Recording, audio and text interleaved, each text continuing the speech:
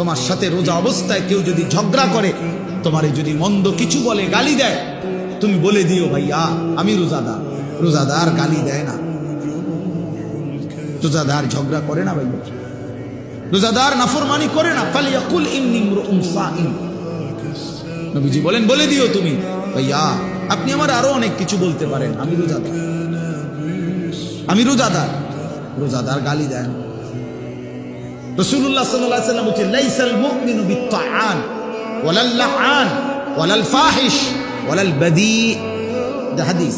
নবীজি বলেন মুমিন খোঁটা দানকারী হয় না, খাবাইয়া 10 টাকা খাবাইয়া আবার এক সপ্তাহ পরে দাদা এদিনও তো তোরে 10 টাকা খাবাইলাম না, এতে না খাওয়ানি ভালো ছিল। তা আল্লাহ নবী সাল্লাল্লাহু আলাইহি ওয়াসাল্লাম বলেন মুমিন খোঁটা দেয় না, অনুগ্রহ করে কি দেয় না, খোঁটা দেয়। ওয়ালাল লাআন, মুমিন কাউকে লানত দেয় না। ওয়ালাল ফাহিশ, মুমিন অশ্লীল কথা বলে না। ওয়ালাল বাদী, মুমিন নোংরা চরিত্রের হয় না। হাদিস আল্লাহ রাসূল সাল্লাল্লাহু আলাইহি ওয়াসাল্লাম।